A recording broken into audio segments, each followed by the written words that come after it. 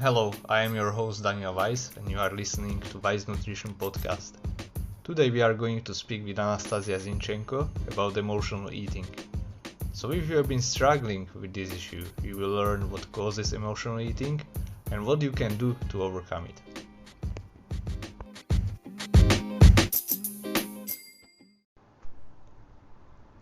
Hey guys, just before we start I wanted to apologize for my part because I ran into a high calorie deficit and it showed in my presentation and me having problems trying to find and finding words actually. So this is something to take note of and I hope you will enjoy the episode otherwise because it is full of important knowledge that Anastasia shares with us and yeah, let me know. Enjoy the episode. So, hello and welcome everybody. I hope you are having a great day. Now, today's guest is Anastasia Zinchenko, who is on this podcast also second time, just like our previous guest. And she is an international level powerlifter. She's a bodybuilder, scientist with PhD in biochemistry from University of Cambridge. And her new profession is, I would say, also a recipe developer, and she has a high protein pancakes mix and also some other things. And you can find her on Instagram by the handle Science Strength. And as far as I know, you also have Science Bakes now. I have also Science Bakes, and we also have now Vegan Protein Sisters. Is my friend Mayan and me, we're offering a vegan, high protein kind of meal prep, like bakery service here in Tel Aviv, with the goal to open a vegan, high protein bakery in Tel Aviv. So we have different high protein bread, buns, filled buns with chocolate, muffins, cakes, like lots of amazing stuff that is vegan, delicious, and very high in protein. Like about 30 gram protein per serving, and carbs are mostly like around 20, and fat is pretty low. Yeah, that really sounds exciting. And just yesterday I was looking through your Instagram and I think in the stories you had some kind of protein buns filled with halwa. Yes, exactly, with halwa. Yeah, those are my favorite, protein buns filled with halwa. So yeah, if you guys out there want to follow me and see all the stuff we are doing, so it's for me my personal account and Science Strengths, but I focus more on the other kind of food businesses, which is Science Bakes and Vegan Protein Sisters. Yeah, definitely guys go there. I mean, if not for these goods, then you can find a lot of interesting information and applicable information in Anastasia's stories and posts. And what we are going to speak about today, actually the topic of today is a very important topic, I think, and that is emotional eating and eating behaviors. And it is especially important also now that people have more time, they are self-quarantined and maybe even quarantined by the government. Doesn't matter, basically. Yes. Yes. We are in a strange situation right now. Yes, it is also like a very strange situation. So for now, I'm in Israel. Regarding the new regulations, we aren't allowed to go for more than 100 meters from home, except there's a good reason. So even like going out for a walk or something like that, it's not really an option except you walk 100 meters around your house. So and for many people it's like challenging because they aren't used to be at home so much, because they had like normal routines, normal jobs, got up in the morning, had their schedule, after work they went to the gym, came home, and now like I think for many people or many of my clients, I do coaching, like training coaching, nutrition coaching, but also like emotional coaching. Also, I work with people who struggle with emotional eating, recover from eating disorders, and so on. And many of my clients tell that they can't really handle it, that one day goes into the other. There's no like rigid structure. Even if they work from home, it's all the same place. And that's what they struggle with.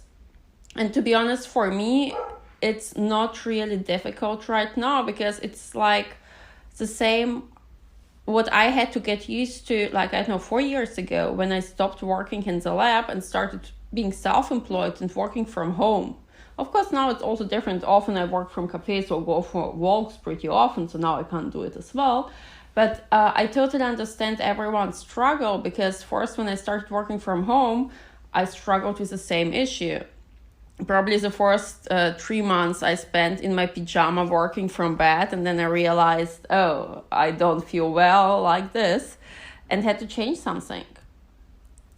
And one thing is, I don't know, if you are at home all the time, you may feel sluggish. So usually the advice I give to people is, just when you get up, change in your normal outfit as if you would go to work. And then also make a schedule for you and structure. And here also eating comes into place, because when people are at home, they are more likely just, to go and snack whenever, because food is available. Because even if they are, doing stuff from home and working, they get up and go to the kitchen anytime and snack on something. And this is often a big problem when people work from home.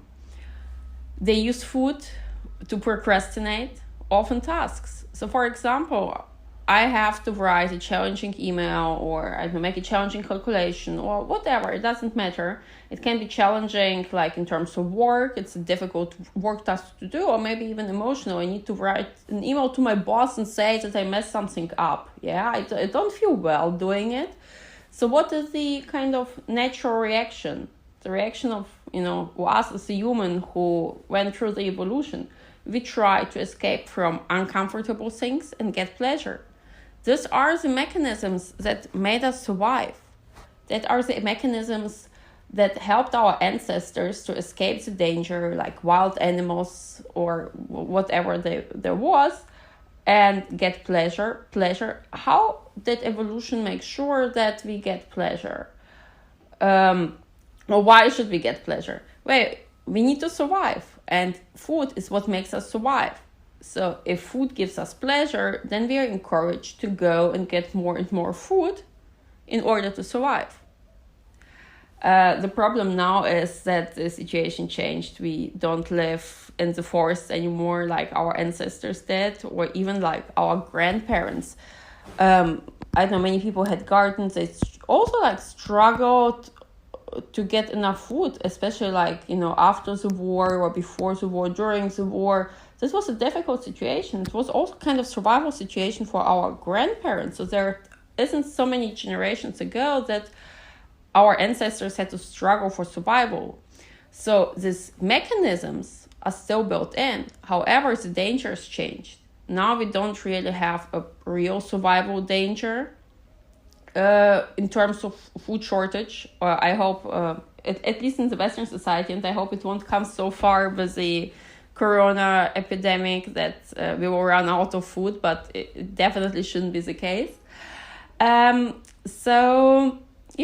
So our brains see something dangerous in the things that actually are not dangerous, like writing an uncomfortable email, not knowing how to solve a task, being afraid of, I don't know, speaking about a problem with my partner or my friend, or, there are hundreds and hundreds of situations that can occur, every day.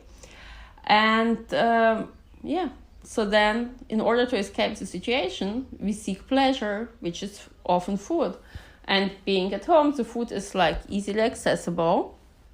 And that's why it's a no-brainer that people often eat more, snack more when they're at home. Or just even when they're bored. Even if it's not something like boredom can be actually also uncomfortable, but if we don't have a precise task, our brains can't do really well with it. So it's like feeling bored, uncomfortable, and our brains look for a precise task. And it's already like an auto program that can run in our heads. Like if I feel uncomfortable or if I feel bored, then I go and eat, because eating gives a precise task. You go to the fridge, take stuff out and start eating. And it gives pleasure. Yeah, so that's, I think, what's happening in the world right now and why so many people struggle with it. Mm-hmm. So let's take a step back. I think that you said a lot of different things, but to wrap it up, basically, let's say that food is one of the ways how we can change our state. So when we feel uncomfortable, we can just grab a food to change our emotions, basically, or our emotional state. Change our emotional state, maybe also numbing our thoughts, numbing our fears.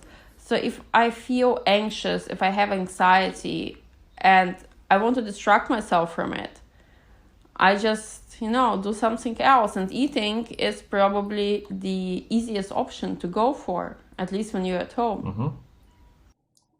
Exactly. So like you mentioned, now we have, or basically it's one of the ways how we can distract ourselves or numb our feelings or whatever. Actually, I was giving a lecture a few weeks ago, and I said there that now we have food for every emotion. So when we are happy, we have a food to celebrate. When we are sad, we have a food to actually numb the sadness, right? So that's a good point. I didn't think about it. Like, celebrate. It's, I don't know, whatever. Even like drinks, like champagne. If you think something is to celebrate, it's like sparkling wine and champagne. Everyone, gets a bottle of champagne to celebrate something. Yeah. Yeah, when you're sad, many people go for chocolate or cookies or stuff. So yeah. And it's also like kind of, incorporated deep in our society, and often if people wouldn't even do it, inherently, just, from the way they are, after we see it so many times on TV and social media, it just becomes, we are brainwashed with it. We also become like this. It's like, oh, I'm sad, or it means, I know, I should, other people get chocolate. I see it all the time when other people numb their feelings with chocolate. Okay, I will go and get the chocolate. It's kind of subconscious. We don't even realize it, how we are brainwashed by the things we see and we hear. So yes, this is the second part actually. So one thing is how we are wired to basically behave, or what we mentioned previously. Now the second part is actually our environment, and that is what you mentioned. When we are at home, for example, or maybe even in office, we are exposed to food, we can grab it, and food in general is much more accessible nowadays than it has ever been. So it's very easy to just use food as a tool to distract ourselves, to numb our feelings, or to change our emotional state through, yeah. So that's the second part.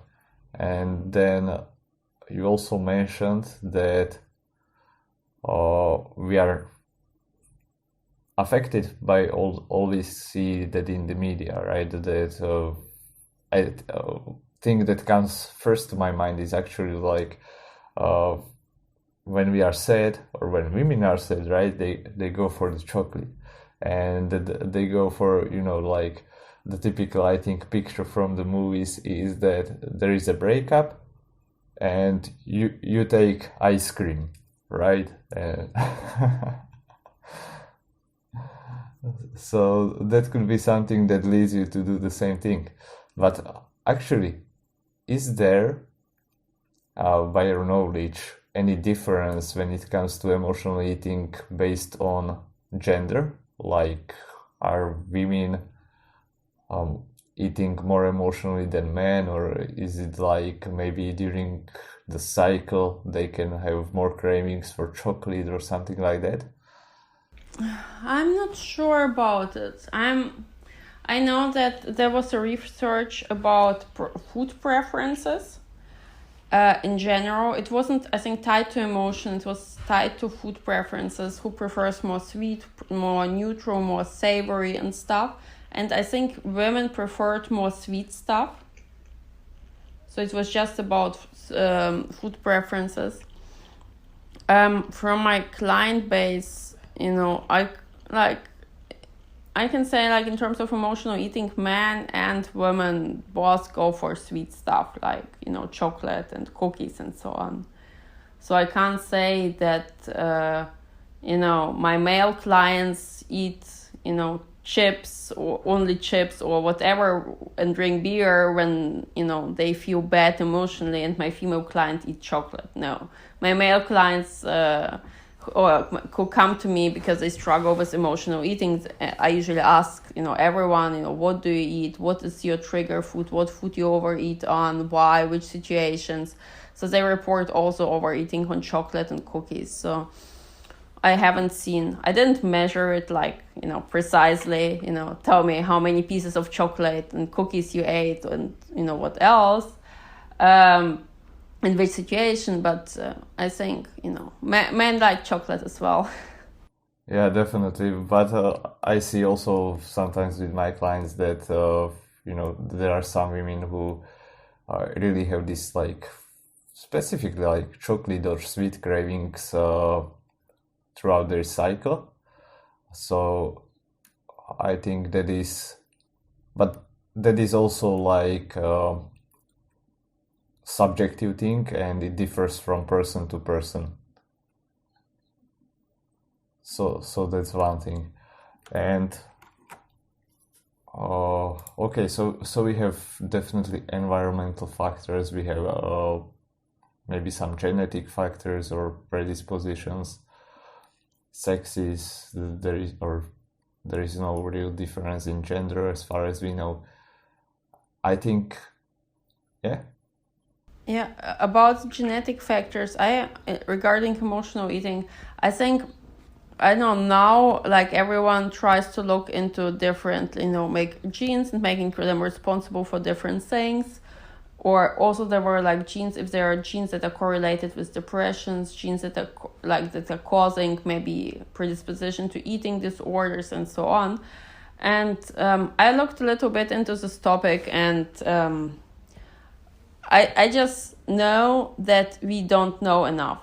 So there might be some correlations to some low percentage, but I think if the entire genome is an entire book, what we can read is maybe 1 page or half of a page.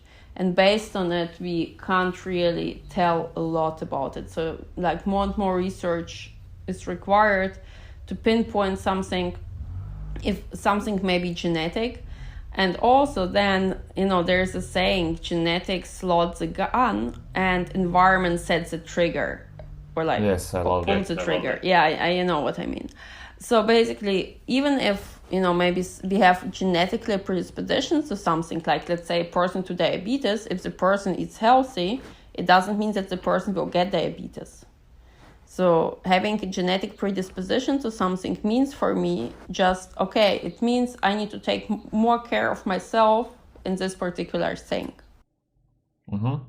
Yeah, definitely. Also based on my knowledge about genetics and what I've read so far, like you mentioned, many people think there is some research behind genetics, and that some people are predisposed to gain weight, to gain fat, or to overeat or whatever, just because of genetics. Like you said, they blame genetics for that, but also we know very little, and I don't think that genetics plays that much role in it. Just like you mentioned, this is 1 page on the book. Actually, just recently I've been listening to some podcasts, and they mentioned that there are several I don't remember exact numbers, but let's say that there are like 100 different genetic mutations that could possibly lead you to being overweight, but they are responsible for like maybe 2 or 3% of overall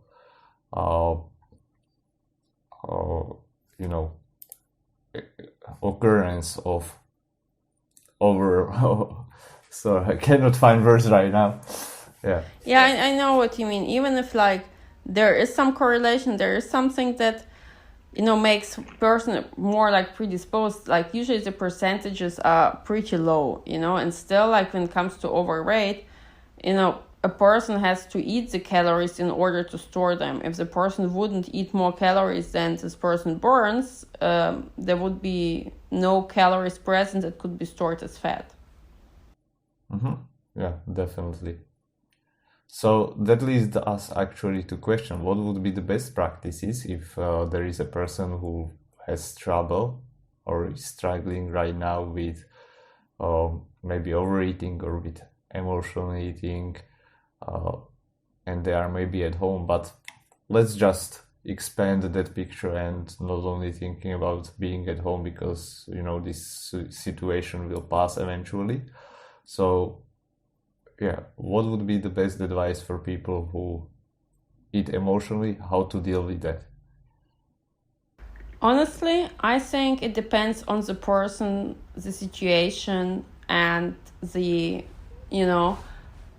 kind of life part the person is in, because you can't give like one size fits all solution. If it would be that easy, definitely, I would say it in one sentence. Okay, guys, if you have problems with emotional eating, go do first, second, third, then you're healed forever, And that's also what I see with my clients. I try different approaches. When I start working with a person, I get, kind of a general image where the person is at, and then I try different strategies. It's like, even like trying different cues, what we maybe know from lifting. Sometimes, if you just take squat to get up from squat, some people say push your legs into the ground. Other people say spread the floor. Then there's a cue, try to put your butt under the bar. Lots of different things. And some of them, when you try them, they don't make sense to you. And some, it makes like a click. Oh, now it works.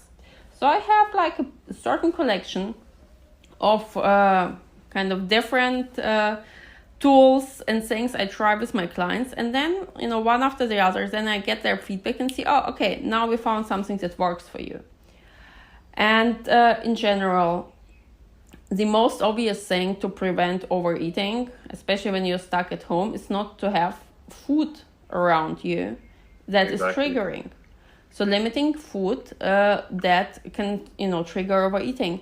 And I have in my book, I have a book about emotional eating. It's called Food Obsession. And in my book, I have such things like a band scale. So you have kind of a scale on which you have to evaluate your food.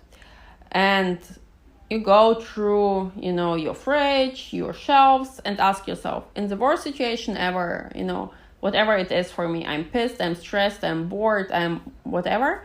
What is the food? Can I resist this food? How high is the likelihood that I will eat this food? And then, if the likelihood is high, like, chocolate, peanut butter, the food has to go. If the likelihood is low, like, I don't know, whatever, spinach, then the food stays. And there's like, for example, something like, let's say, rice. It has to be prepared, something, it's not just ready to eat. So there's a likelihood it's also low, because emotional eating, we often act, we need something, we want to have something straight away now. We want to numb our feelings now. We don't want to wait half an hour until my rice is cooked. So for example, even if like I would overeat if the rice would stay in front of me like ready, but if I need to cook it first for half an hour, it's not a dangerous food because I wouldn't do it, because I really want to numb my emotions now.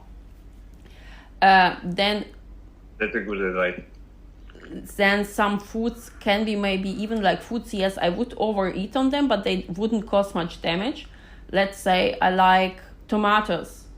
I like cherry tomatoes. It's like, okay, when they're in the fridge, I would maybe, I don't know, overeaten cherry tomatoes, but they wouldn't cause too much damage. I would eat like maybe 1 kilogram cherry tomatoes and eat like 200, 300 calories. And then I will be done for the rest of the day because I will be too full. So they are allowed to stay because in terms of body composition, they wouldn't cause too much damage and they're actually healthy. So there are like such trade-offs, and you can categorize the food you have. And then everything that is like really dangerous and can add too many calories too quickly has to go. So this is the first thing. This is kind of the first level to bring yourself out of the danger zone. Then, when you are kind of already, the second thing is to look at the situation. What makes you overeat, and how can you handle it? Because now it's like trigger is a certain situation, your response is eating. Okay, we can take the same trigger but change the response. So let's say it like this: I am bored, I go and eat. Now I change the I go and eat to something engaging I like as well. Maybe checking out social media. Maybe it can be something playing like a game on your phone. I like all kinds of games with numbers. So other people, like this diamond thing. So okay, when I get bored, I just take my phone and play this diamond thing. It can do the job. Or maybe not. For some people, it's going online shopping. Then, of course, it has to be adjusted to the budget. And then spending too much money can become a problem. But you get the point. Finding whatever other activities that is engaging, and so that you kind of forget this drive to go on something to eat. For negative emotion like sadness, it can be more tricky because sometimes when people feel sad, they don't feel like, just playing something. Then usually what helps is just, acknowledge the feeling. It's like, okay, I'm sad for whatever reason, and I know it will go by. It will pass by. We had not even fighting the feeling. It's just, okay, it's here. I feel it. And, once even feelings like pain, like physical pain, when we kind of relax instead of cramping, it gets better. If we have, pain in our stomach or, hurt something, then most people start cramping, and then it makes it actually even worse. However, if we relax and calm down, then the pain actually becomes lower, at least in my experience. And so the same thing is with emotional pain. It's like, okay, it's here. I will, try to relax, try to chill out. And I know I have the certainty. That's the important thing. We start overreacting often when we feel uncertain. But you have the certainty that whatever you feel, it will pass by. Because you had so many other examples from your past when you felt bad, when you felt sad, when you felt like shit, when you felt emotionally devastated. And then you knew then that better times came. So, just by telling yourself, I have the certainty that, it will pass, it can already help. And of course, then you have to work on resisting and going and numbing it with food. You can either maybe call a friend or family member to talk to, somebody who can understand you can share with. And, the social aspect also helps against emotional pain, just sharing your sadness, sharing your pain with other people, speaking with other people. This can be kind of alternative mechanism to, just going and numbing the feelings, because numbing the feelings with food won't bring anything. It will bring relief at the moment, but then you will feel bad again because of sadness, and probably even worse because you're too full and your belly hurts, and you maybe feel guilty because you overate on something. Right. And then there's another level to it. It's like in school we don't we go to the first grade, second grade, and we kind of increase our skill set over time. The same thing is also with dealing with emotional eating. First, we need to start with kind of most obvious things, and things that make it like really strict, like eliminating food. And then later we can build on it and develop skills that help us to maybe resist tempting food when it is around and we don't feel well. Like, for example, if, we don't live alone and can just eliminate food that is, at home because our other family members eat it. Like, if I have a child that likes eating cookies or cereals, and I usually overeat on cereals, I can't tell to my child, no, you aren't allowed to eat cereals anymore because your mom overeats on cereals when she is sad. It's a bit kind of screwed up. So you have to learn how to deal with it. And then what is very helpful are kind of such mindset, helps cues, and also your identity. So one thing what you could say is, for example, okay, if it's someone else's food, like your partner's or your children's, it's like, okay, it's not my food. I don't eat food that is not mine. You usually don't use things that are not yours. You don't say things that belong to someone else, at least without asking. And this is something that can help if you live in an environment and your partner has whatever food, and you're like, okay, it's not my food, I'm not allowed to touch it. And here it helps, it's like black and white approach, because if you start going into the gray area and making exception, maybe I can take a little bit from it, then it becomes more and more over time. That's why here it's always good to be like really strict. Okay, it's not my food, I'm not going to eat it. The second thing is, if it's actually, let's say, your food or the food you also eat, then it's also good to set rules. For example, let's take again this example, I overeat on cereals. Then, okay, I eat cereals only for breakfast, limiting the time so that you don't snack on it like sometime when you're bored in the evening. You just, okay, I eat cereals only for breakfast. And I eat only this in this serving size, like 1 bowl and not like 5 bowls of cereals. And then you can tie it to your personality, your ideal self, how you want to be. How do you imagine your ideal self to be? I am the person who is on track with nutrition. I'm the person who doesn't overeat. I'm the person who gives my body what my body needs and doesn't use my body as a trash can and puts whatever garbage in, or doesn't just stuff my body with unnecessarily with food to numb emotions and things like that. You define your ideal self, and then it's easier to act according to it. Even if tempting food is around, you have like this cookie standing on your table, and I'm like, no, the person, my ideal self, the person I am, doesn't eat cookies all the time.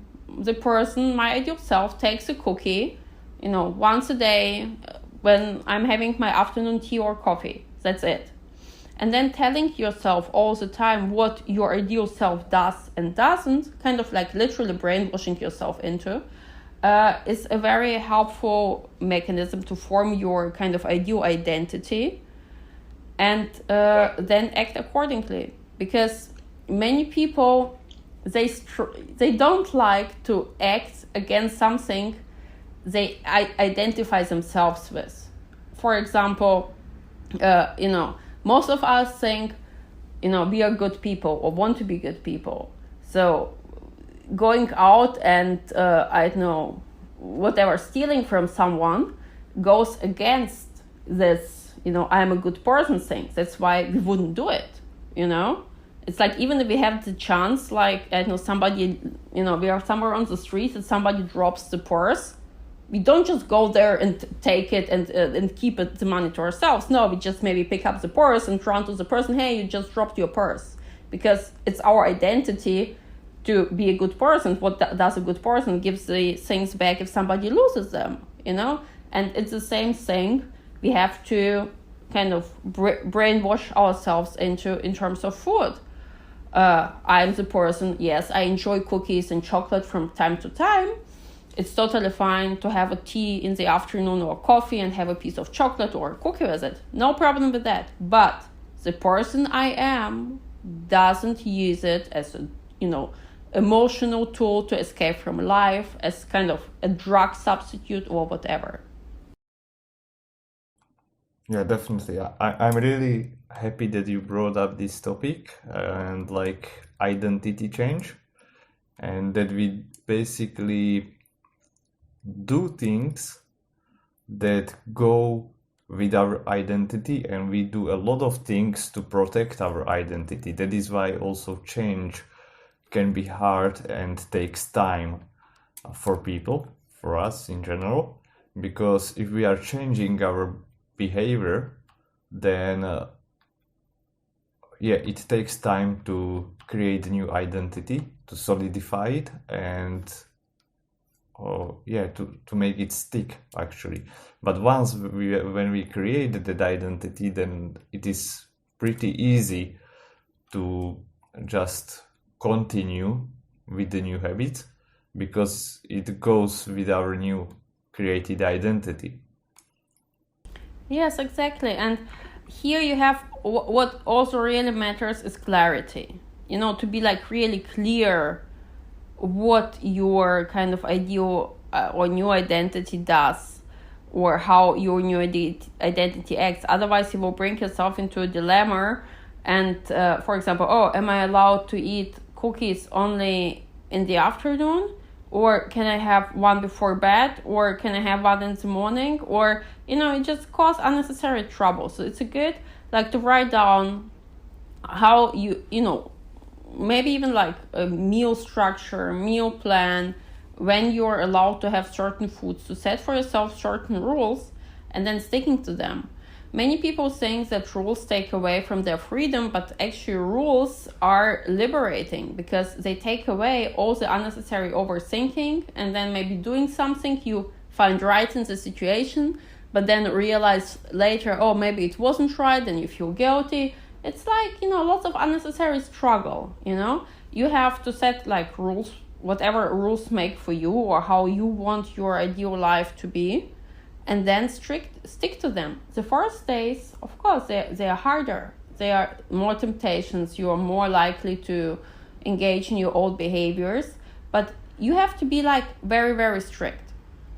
And after probably like 2 or 3 days, you will see straight away how much better it becomes. Because, often like what I call sabotaging food thoughts, like, maybe I could have this, maybe I could have that, I'm just bored, I bring this example like an annoying child you go to a supermarket. You go to a supermarket. So you go to the supermarket with this child, and the child, can I have this candies? Can I have this candies? And if you give in, it's like, whatever, stop, talking to me all the time about this candies, I would just buy you these candies. Then what happens next time when you go to the supermarket? The child will go again. Can you buy me these candies? Can you buy me these candies? And you are like, okay, I'll buy you these candies. And if you aren't strict and tell, it's like, no, I'm not going to buy you these candies, because, candies are not good for you. And you shouldn't eat so much candies. No, we are not going to buy any candies. If you're strict a few times, then the child will lose interest, because the child will realize, okay, I don't get the candies, so there is no point in asking. So the same thing is also with our thoughts. Often they're like this annoying child. Can I get this cookie? Can I get this cookie? Can I get this cookie? And if you give in and give your kind of, yourself, in this case, your mind the cookie, your body the cookie, the sabotaging thoughts will come again. Can I have one more cookie? Can I have one more cookie? But if you are strict, it's like, no, you can't get any cookie. You have like whatever. Your afternoon snacks, that's when you get your cookie. That's it. That's the only time. You don't even need to ask for it any other time. That's it. The thoughts will disappear eventually, because you are strict for a long time, and there's no point thinking the thoughts if you don't get what the thoughts, asking for. And actually, I think that many people don't really realize it, but we have this internal dialogue, like with the child, for example, that you just mentioned, and it's going back in our minds, and that is why also I believe that really paying attention and being mindful of our thoughts and bringing our attention to the moment plays a big role in either identifying the triggers that we have and also then working with them. Yes, totally. And no matter what your argumentation is, it will be in this internal dialogue. Most of the time, if you aren't really mindful about it and really don't really have the desire to change it, to change the situation, you need to have like really the desire to change the situation and change like the mindset you have and the thoughts you have. Otherwise, it won't happen, because if you don't really desire it, then the cookie wanting side will always help. You know, your brain is very creative with all kinds of excuses. And then it will go, yeah, but maybe I can have this one now, then I will eat less later. Maybe I can have just a little bit, it doesn't add so many calories. Then I know, oh, maybe I can have chocolate. Chocolate is good for the heart. You know, I'm sure you read lots of stuff on the internet that chocolate is like good for whatever reasons. And so on and so on. So you will always find, the more you know, that's what I realized, the more literature you know, the more like literally your knowledge is, the more creative your brain gets with different excuses why you should eat something. Yeah, but this research study has shown if you eat this and this in the afternoon, that can improve hell knows what, you know? So like even like people, like scientists are also not immune to this. Scientists have it, I think, even harder because they know more, so their brains can find even more excuses why they should eat something. And what helps, what I do with my clients is having food thoughts log. So all the time when they think about food, they have to write it down. And also what was the situation, what was the food thought, and then what was their action, what did they do, you know? And then we can go through all the entries and, you know, analyze them and find strategies for the future, how to handle it. Yeah, definitely. I think this is actually one of those strategies that you just mentioned that are very, very profoundful and in changing our behavior and in whatever we do, not only when it comes to, for example, emotional eating that we are speaking about now, but at the same time, people are not willing to invest time and their energy into these things, unfortunately. That's at least from my experience. I think the strategies make you like more mindful. Also mindful in terms of how often you actually think about food, and then, you know, once you write it down, after a while it also becomes annoying to write everything down, so that it often automatically translates to, you know, being annoyed, thinking the sabotaging thoughts again. And definitely it makes so much more mindful, so people can like literally see all the time the same pattern. And once, what I do with my clients, once if there are like certain food thoughts that occur all the time and we find a good reply, they can reuse this reply, you know, and give it like as automatic reply to sabotaging food thoughts, you know, like whatever. I don't know, oh, maybe I feel sad, I can have some chocolates. Like, no, chocolate won't solve my problems. I will feel sad afterwards as well. And the person I am doesn't numb the feelings with chocolate. So every time there's like this desire to, you know, engage into emotional eating, they can give, you know, this reply instead of what they have done before, you know, going and taking the chocolate. And here this reply again addresses their new identity. It addresses also like kind of the rational side in terms of, okay, the chocolate won't solve my, you know, sadness problem. I need to do something else to solve my sadness problem. So, and based on the person, you know, everyone is different. We can formulate such kind of replies. They can reply in different situations that are challenging for them and trigger emotional eating. And yeah, this is what helps. Yeah, definitely. And what about food, for example, when you have like, let's say you have a trigger food, and that would be, I don't know, for example, peanut butter, right? And now, what about the approach? Probably it will not work for all the people, but they have like a bad relationship with this certain food. They identify it as a food that is trigger food for them. And now one approach that you already mentioned, it goes out of your pantry, so you want to remove it. And that could be good, but then maybe they are exposed to that food sometime later because of whatever. Maybe your husband or wife buys it, or for your children, and then you just overeat on it, like you eat the whole jar right away because you have been depriving yourself of it. So there has been also a different approach that was like, okay, if you have it at your disposal all the time, the likelihood that you will overeat on it goes down, because it's not like scarce food. Yeah, I'm not sure if I completely got your question, but I think I know what you refer to. And I think, yes, so again, there are like different stages in life. And, even if something is like a trigger food, you shouldn't be afraid of it.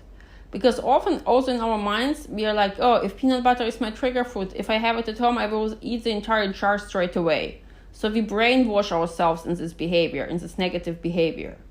Instead, okay, sometimes when it's like really like a difficult time and you can't get rid of this food, it's probably the best thing to do. However, later, when you're maybe in a better mood, when the sun is shining, when there's, no winter and winter depression around, you can even have it at home. And then what is for yourself or for your kids or for whomever, and then you can actually make it also like work on something on your mindset goal. And this is, for example, limiting your serving sizes. And again, the identity is the person you are in. So then you set yourself as a goal, not resisting this food, but okay, I eat like for breakfast, I eat this food, I don't know, just once or twice a day, and at a reasonable serving size. I can stop after I eat 1 tablespoon of peanut butter. That's it.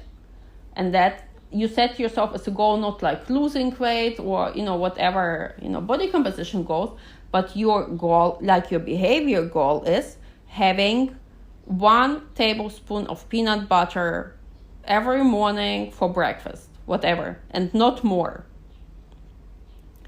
And then you focus on it. And that's how you also lose fear, because many people feel like literally fear, especially people with a background of eating disorders, they fear certain foods. They fear it having certain foods at home, which is not good. So this way, you first of all, like the people lose the fear of having certain foods at home, and they get also more confidence. Like, yes, I have this food at home. It is a trigger food. If I'm not careful, I may overeat on lots of calories, but I know how to control myself. See, my new self can control the portion sizes and eats like 1, tablespoon of this peanut butter for breakfast, and then I'm good with it. And that's on, of course, it can, fail for a few days. Maybe you will eat more, but if you really focus on it and really work on it, then you will succeed. It's like, when you're in school and learned math, you couldn't solve all the math problems straight away. You got some things wrong. It's completely normal. But now if you go back to school and have this math problem, you can solve it because you practiced it years ago and you learned it. That's the same thing also like with this, peanut butter thing.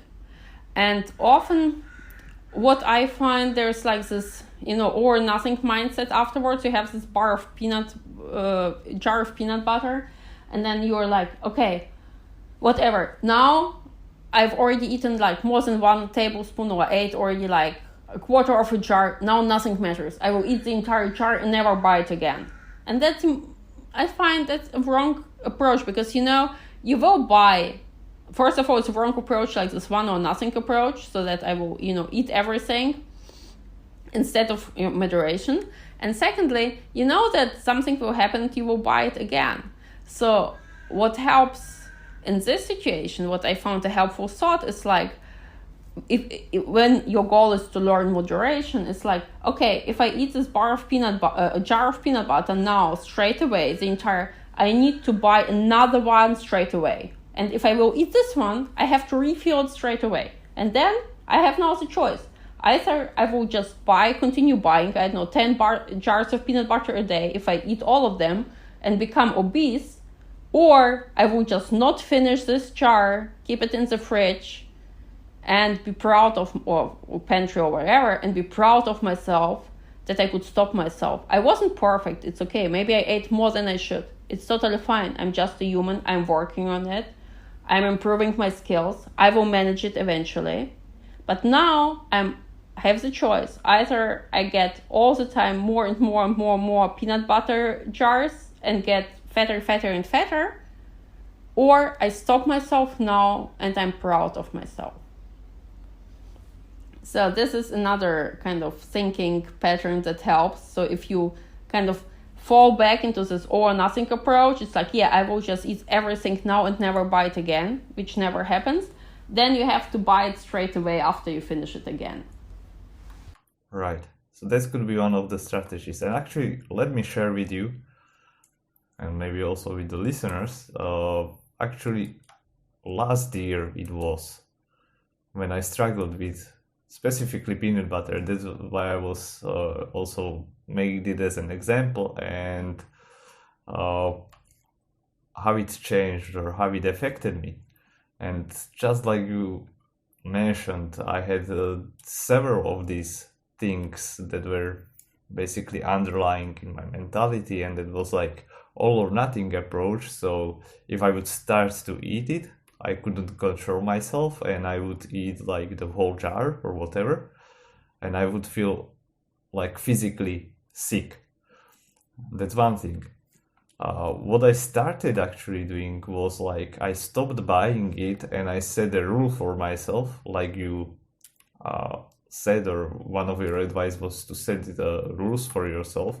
So one of the rules for myself was, if I am to eat peanut butter, I don't want to buy it. I have to make it by myself, which greatly limited my consumption, right? Because one thing was that I know that the quality is much better, so I'm not doing that much harm to my body. But at the same time, I need to spend time and resources to actually produce it by myself. So that was like one of those things. Yes, I've tried this one as well. I think I describe it even in my book. It was like when I was, and I thought to myself, I need to make peanut butter myself, and I even didn't buy like normal peanuts. I bought the monkey nuts. I had to peel first and roast in the oven, and then make the peanut. I've done it once and then never again. And peanut butter wasn't worth it. So yes, basically putting more obstacles, so it's like limiting in that way. But another thing, I would say the layer which really helped me was education.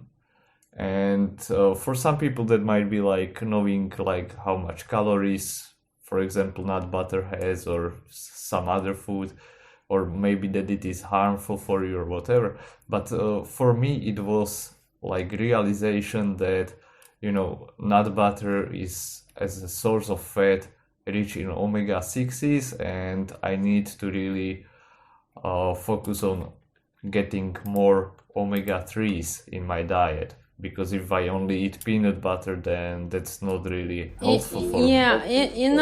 You address now a rational side. Yes. But when we speak about emotional eating is not very rational. When people binge on chocolate and ice cream, they know rationally it's not good for them. A person who smokes knows rationally that smoking is not good for the person and can kill, but they do it nevertheless. I think like often emotional eating has to be addressed on the emotional basis. If you have now, I don't know, if you are so paranoid and so afraid of the omega-6 fatty acids, which can be the case because, there's this eating disorder, orthorexia, where people are literally afraid of, food that, I don't know, isn't in line with their, or is it unhealthy or whatever, which is definitely not the case. I don't want to push anyone in any eating disorder or anything. Then it could work. Like, oh, okay, this food is, this food is sugar. Sugar is bad. Sugar will kill me. Oh my God, I'm not going to eat this food. But in general, when we speak about emotional eating, often rational arguments just don't work. Yeah, great tip. The context in which I was speaking about this was like, I think let's get back to the to the context, and that is like not really emotional eating, just overeating on certain food and being afraid of food. Yeah, and for me specifically, I consider myself like very rational. That I think why it also works for me because I can, or over time, over the years, I've developed like this disassociation that I can basically put myself into a very rational state where I can coerce with myself in that way. So of course, this will not what I'm speaking about now will not work for everybody. It's just what I did actually. So I think that's important to mention or point out. So yeah, these were the things, but really like the emotional underlying principle was that I was afraid of keeping it even, and when I had it at home or when we bought it, I was like, I came back to my parents' house. I was like, my mother, I was telling her like, please hide it somewhere because if I spot it, I will just eat it and I will feel sick, and like I was really getting afraid of it. But after some time, like being exposed to it, it's like it was not scarce anymore. That means that I had it available all the time. My desire to eat it went really down. So that was like amazing transformation, and I had to really face my fear in that way. Yes, and everything, it's like, it depends on the stage of life, on the stage where the person is at, mindset the person is in, So it has to be, everything. There are so many strategies out there.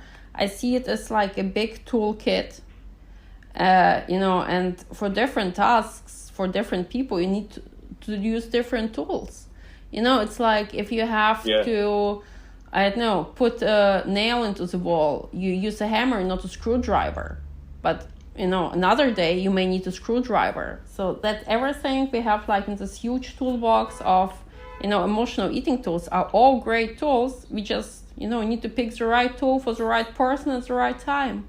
Yeah. And I think this is especially true when we are struggling with something, whether it's like weight loss, weight gain, or emotional eating like we are speaking about now. And to really save time, energy, and get like expert advice from a person like yourself, and to work with somebody who can actually suggest the right tool for the job. Yeah, and many people, they measure progress only like, in terms of body composition, how much, do I weigh on scale, or like how much weight can I lift in the gym. And it's easier because you can put numbers on it. But also like mental progress is at least, it's even more important, because you can't achieve a sustainable like transformation, body composition, whatever, without having like solid mental stability, that makes you resistant to like emotional eating, because something happens always in life, some negative things, and if you have like kind of a solid mental foundation, then every time something bad happens, won't ruin your body composition anymore, or won't make it, harder for you to stay on track. So, and this is like the real progress. The real progress is the most challenging one and the most important one. I think it's like mental progress. And many people forget about it. Even if they progress mentally, but they don't progress in terms of, their body composition, they are disappointed, I don't progress. But it's not true. Sometimes we need to put our body composition progress on hold in order to focus on our mental progress. As I mentioned, even this peanut butter thing. Yes, maybe if your first few days you may overeat on it until, you find yourself losing interest, until you find how to maintain your balance. So for a few days, maybe even for a few weeks, you may gain some weight, but it's okay, because that's a price you need to pay for this mental stability that will help you to progress with your body composition long term. Yeah, I really love that point. That's maybe you might need to overeat, and maybe you even gain some weight eating some food in exchange for mental stability, and that will allow you to actually progress forward from there. And have you had any food rules that you would consider now or nowadays to be maybe too strict or even absurd? If you ever had food rules that you set for yourself that you would consider nowadays to be absurd? Oh yeah, lots of them. I wouldn't even know where to start. But it depends also on, what was my goal, Even before I got into all the nutrition science, it was just following some kind of stupid diets I read as a teenager in a magazine, and had all kind of stupid rules. I don't even know, I think one of the most stupid things I've tried as a teenager was this food separation diet. Don't eat carbs and protein, or fat and carbs. I don't even remember what it was. But so I think I try, I've done all of the stupid stuff you could do, in the past. I think you would need to find a stupid food rule I didn't follow, sometime in the past, before I knew it better. Ah, interesting. Yeah, and that's great, because now we can laugh about it, and you have also reference for when a person comes to you with something, then you can just smile. Yeah, I tried that. Yeah.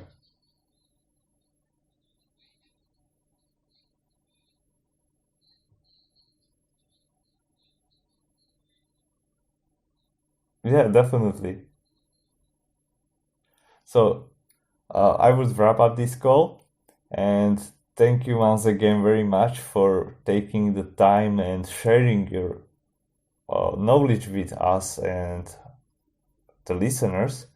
And if anybody wants to connect with you, I will drop links to your social media and to your website, to your book about emotional eating down in the description, so people can find it there. And if anybody who is listening wants to also read through the show notes and timestamps, then they will be on the page once again down in the description. And with that, thank you for listening. If you enjoyed it, then please share it, subscribe. That's the best way how to support it. And yeah, is there any closing statement you would like to give to people? Statements. Learn. Be not afraid to learn. Be not afraid to experiment. Be not afraid to screw things up, as long as you learn from it. If if you fail forward. If you fail forward, you are on the right way. You can't expect to. 'Everything be perfect and work out perfectly. even if we look sometimes at other people we see on social media, see on the internet, we think they're perfect and so on, especially when they're successful. And I can tell you they are not. They struggle with many things.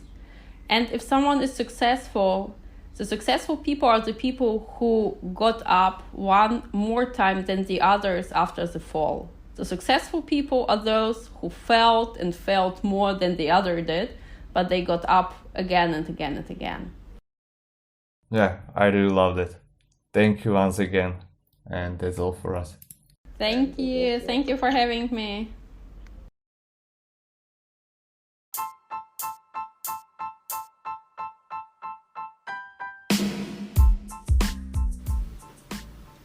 Thank you for listening. As always, you will find all the important links, notes, timestamps in the description and on the podcast page on my website at danwise.eu. If you like this episode and this podcast, don't forget to leave a rating and a review. Besides sharing, it is the best way how to spread the word and bring new, interesting guests, topics, which will help you lead a healthy and fulfilled life. You can also support me and show appreciation for what I do via Patreon page. Link is in the description. You can post your comments and ask questions by emailing me to questions@danwise.eu. Once again, the link is in the description. I wish you a healthy and productive day.